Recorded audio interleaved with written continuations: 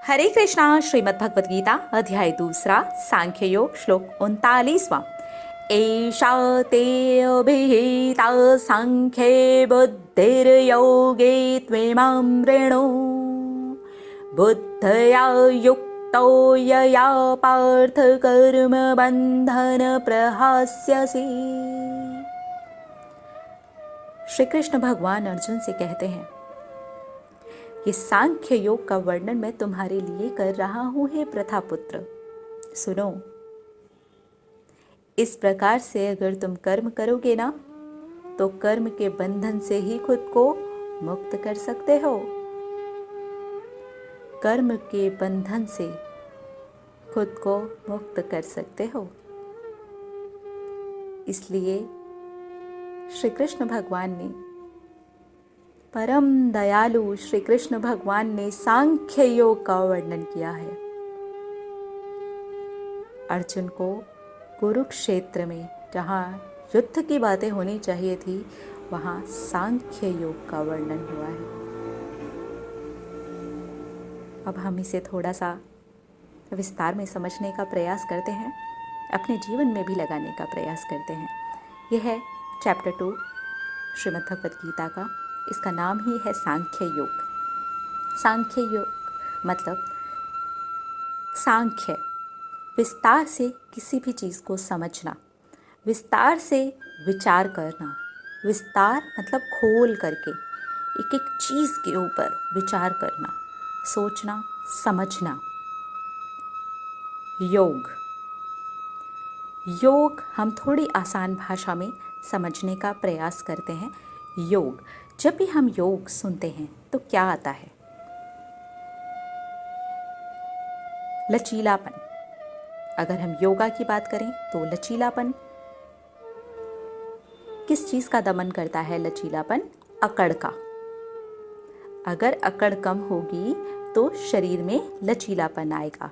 इसी प्रकार से अगर हम विचारों में देखें, इंद्रियों में देखें, अगर हम इस योग का यानी कि अपनी इंद्रियों पर काबू पाने के योग का थोड़ा सा अभ्यास करते हैं तो जो उसका कड़कपन होता है, जो भी हम उस इंद्री के द्वारा कर लेते हैं, उस योग का अगर हम अभ्यास करते हैं तो उसमें भी एक लचीलापन आ जाता है और हमें पता होता है कि हमें अपनी पांचों इंद्रियों को किस तरह से इस्तेमाल करना है।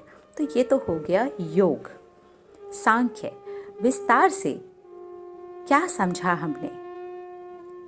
हम इसे बहुत आसान करके समझ रहे हैं। क्या समझा? आत्मा समझी हमने, स्वयं को समझा हमने, हमारे सच्चे स्वरूप को समझा हमने, शोक मुक्त होने को समझा हमने। रोना धोना हमारा ओरिजिनल नेचर नहीं है, ये हमारा बेसिक नेचर नहीं है। शांति, प्रसन्नता, ये हमारा बेसिक नेचर है। आत्मा अजर अमर है, यही सब समझा हमने, बहुत ही विस्तार पूर्वक समझा हमने। अगर हम आत्मा जो कि अजर अमर है, जो कि पवित्र है, जो हर सुख दुख से परे है, जिसे ना जलाया जा सकता है ना गलाया जा सकता है, उसका बाल भी बांका नहीं किया जा सकता, जो निराकार है, अगर हम इस ही रूप में इसको समझ लें और इंद्रियों के ऊपर पूरा पूरा योग का इस्तेमाल करें, समझें कि कहाँ पर हमारी इंद्रियां गलत दिशा में मुड़ जाती हैं। आत्मा को इस प्रकार से समझें, यानी कि सांख्य और योग अपनी पांचों इंद्रियों के ऊपर थोड़ा थोड़ा सा अभ्यास करते हुए अगर हम आगे बढ़ेंगे तो कर्म बंधन से स्वयं को मुक्त कर सकेंगे। यही श्री कृष्ण भगवान अर्जुन को कुरुक्षेत्र में समझा रहे हैं कि अगर आत्मा को सचमुच में पहचान लेते हो, अपने आप से खुद को जोड़ देते हो, अजर अमर हो जाते हो, और ये जो इंद्रियां हैं जिससे तुम्हें ये लग रहा है कि इस युद्ध में ये मारे जाएंगे तो दुख होगा, जीत जाऊंगा तो सुख होगा, ये इन्हें मार दिया तो पाप लगेगा, उन्हें छोड़ दिया तो क्या होगा, ये मेरे सामने खड़े हुए हैं, मुझे तकलीफ़ हो रही है, ये सब इंद्रियों का काम है।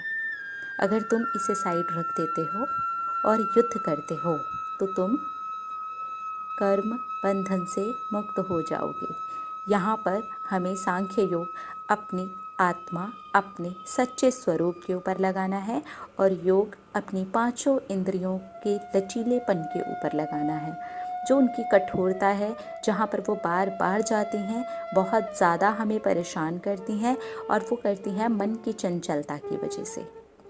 अगर हम ये दोनों चीज़ों को समझ लें अच्छे से और इसके ऊपर सिर्फ और सिर्फ इन दोनों चीज़ों के ऊपर अपने ध्यान को केंद्रित करें तो हम कर्म बंधन से मुक्त हो सकते हैं, आत्मा के सच्चे स्वरूप को पहचान करके और अपनी इंद्रियों के ऊपर काम करके कर्म बंधन से मुक्त हो सकते हैं। बहुत बड़ी बात है। सांख्य योग का मतलब ही समझा दिया गया। बहुत ही खूबसूरत और बहुत ही पावरफुल श्लोक है ये। इसे समझें और आज से ही, अभी से ही ये दोनों चीज़ों को उतारें ताकि जितना जल्दी हो सके हम खुद को कर्मों के बंधन से मुक्त कर सकें। हो सकता है समय लगे, लेकिन पहल करने के लिए कभी देर नहीं होती। मिलेंगे अगले श्लोक में और देखेंगे हमारी श्रीमद् भगवत गीता हमें क्या शिक्षा दे रही है।